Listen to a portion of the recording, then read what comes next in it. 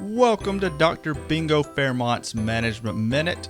Today, Dr. Fairmont is busy watching Keyboard Cat videos on YouTube. I love Keyboard Cat. I know you do, and so does Dr. Fairmont. Everybody does. So in his place, it's me, Russell Clayton, Adam Shoemaker, who I will refer to as Shoe. We're here to represent.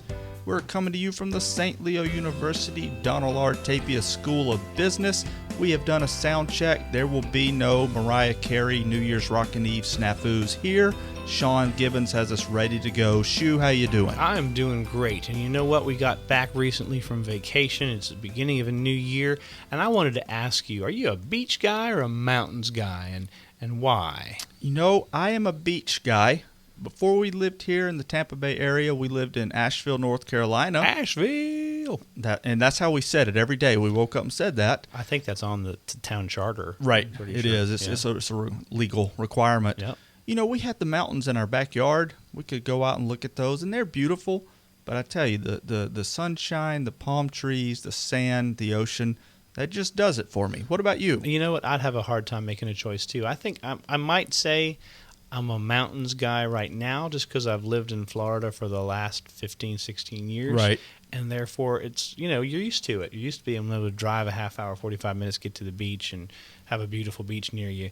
And I kind of miss the mountains. Sure. So it's nice to be able to visit that. But you know what? North Carolina is great because if you live in the right spot, you're about, 2 hours from the beach, 2 hours from the mountains. Yeah, The best it of is both sort of the worlds. sweet spot there. Absolutely. So that's cool.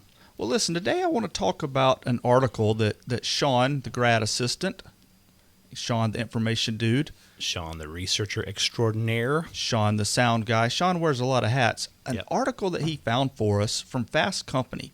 And it's on this idea, get this, work is killing you. Man, that sounds bad. Work is killing you. And if you think about it, a lot of people that you probably know, this would resonate with them. Work is killing me. So is it killing you directly, or what about work is it that's killing you? And what do you think that means? Sure. When we work too much, when there is very little control from the worker standpoint, when there is excessive stress on the worker, that just leads to a whole host of things.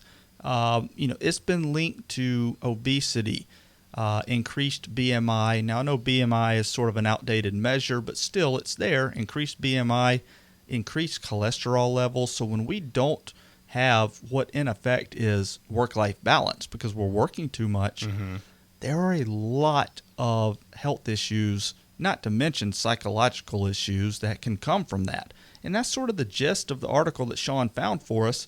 And I thought there was one little tidbit in there that really struck me as someone who likes to read about work-life balance, is that 70% of the American workforce is still struggling to find work-life balance. That's a lot. And I wonder, there's got to be different levels of work-life balance. So there's some jobs where you just wish, gosh, I missed little Timmy's play and I wish I could have gone, but I just couldn't make it this time. But maybe you can make it sometimes. But there's some jobs where it's never a choice. Right. You're working, 40 hours, 50 hours, 60 hours, and you're always at work when you want to be with the family, you want to be doing your own thing. And you wonder how do those people cope and what happens with them?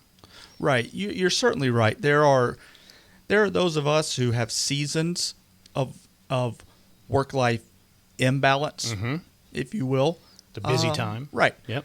But then there are others where it's a way of life. Yeah. It's year-round. You're working 50, 60, 70, 80 hours a week. I saw another statistic not too long ago that over 40% of the workforce in the U.S. is working 50 or more hours per week. That's a lot of work. That is. Well, so you mentioned a lot of negative consequences. There's not really a lot positive that can come out of working too much or working too hard and not having that balance. But are people actually dying from this? So here's what the research tells us. So these academics, much like ourselves, they did a longitudinal study, simply meaning it was over a long period of time. And what they found was they surveyed these workers multiple times. They looked at a lot of different factors, but they looked at working hours, and they looked at how much control or lack of control the employees had over their working hours and what they did at work and when they did their work. So you might call that autonomy as well. Yep, Okay. yep, that's a great way to look at it. Mm-hmm. And what they found over the course of this longitudinal study over the years was that those who worked long hours and did not have control were 15% more likely to be dead. So you're absolutely right that there is a legitimate outcome. Work can be killing us. So when you call Bob and say, hey, can you do the survey today? And they say, I'm sorry, Bob no longer works here. He's in the cemetery. That Bob sounds kind of creepy. Oh, man.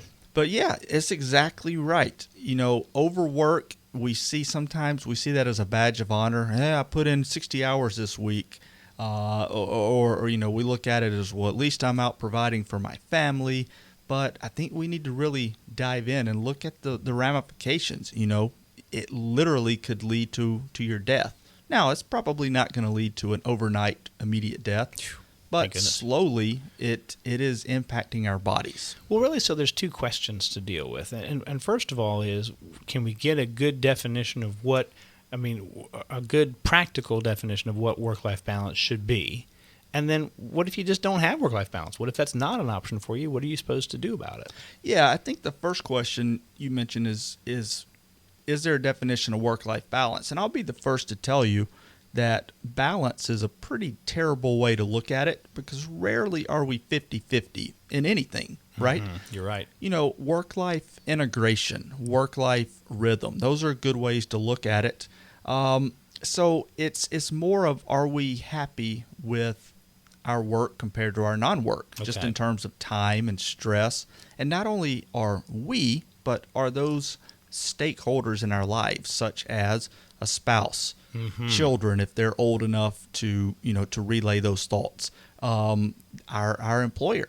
So taking all of that feedback into account, you know, because there is no formula for work-life balance. What it takes to be balanced for you is a little bit different than what it takes to be balanced for me. So it's all about what you're satisfied with and Bingo. what the other people who hold a stake in this are satisfied with. That's correct. Okay. That's or correct. mostly satisfied with.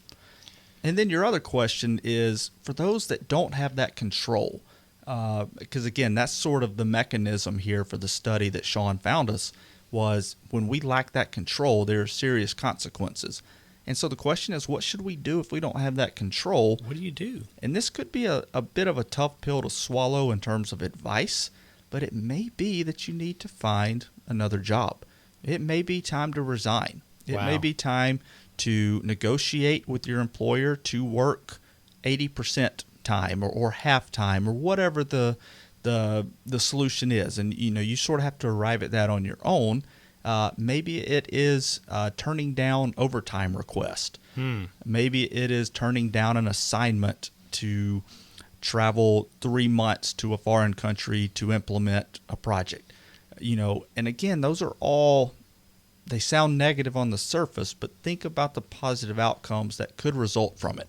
Well, I think what you're saying is, you know, a lot of people would reject and say, well, that sounds great, you know, ivory tower eggheads, but I need the money. You know, I gotta pay the bills. And the answer to that is, yeah, everybody does, but you can't buy time, and you can't buy health, and you can't buy, you know, exactly giving time and attention to your family and your friends and yourself. You're exactly right. And I think you bring up a good point. We are ivory tower eggheads. I certainly am. Myself included, you know, but even in this cushy industry that we work in called academics, there are still a lot of opportunities for us to put in a lot of hours, and there are a lot of opportunities to do things to make extra money, consulting, right, writing books, what have you. And maybe it's time that some of us just say, no, I'm not going to take on that consulting project. And I think in any industry, there's always opportunities to say, what, here, I need to make some choices, and some of the choices have to be to get that integration so that I have time to spend on myself, on my loved ones, instead of, raking in the paycheck. That's Important, it. but not the only thing in life. That's it. Yeah. So if Dr. Fairmont were here, if he could tear himself away from the keyboard cat videos, what do you think he would tell us? Well, I think one of the most important things that you said is that you can't get that 50-50 balance. That's not right for everyone. So you need to figure out what's the right integration and what's the right balance for you. And I think be willing to be flexible with that. There's going to be busy times, and maybe you make up for that at the times when things slow down a little bit. Okay.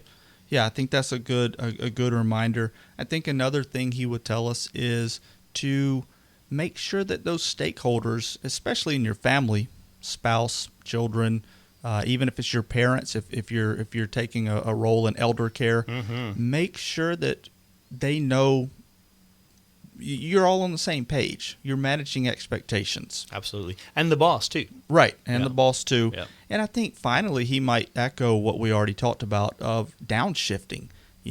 There may be a time for us to downshift, so to speak. And I'll give you a great example of this. One of my buddies, Philip, huge football fan, high school teacher, and he was also a high school football coach. It prevented him from seeing his daughter at night. He would, during football season, he never got to go home at night. Busy with practicing He was games. busy with practicing games. So, and also the plus of that was he got a little stipend, about $5,000, to be the coach. He downshifted. He said, "You know what? I love football. I love the $5,000. I'm going to downshift. I'm just going to be a high school teacher. I'm at home at night. I get to read to my little girl and put her to bed." The end. It's worked out beautifully for him. I think nice. Dr. Fairmont would applaud that. That is nice. That's a good choice for him. Well, I think we're probably out of time today. Thank you so much for listening. We'd encourage you to send in any topics that you'd like for us to cover. You can shoot that over to us at SoundCloud or in iTunes, where our podcasts are hosted. We want to thank bensound.com for our intro and outro music. We want to thank the Donald R. Tapia School of Business for letting us use the studio. Gotta thank Sean. Sean makes us sound good. Sean does a lot of things for us. And if you see Dr. Fairmont, please let him know. We're looking for him. We hope to see him at the next podcast. I'm going to go watch some Keyboard Cat. You coming? I'm doing it. Let's All go. right.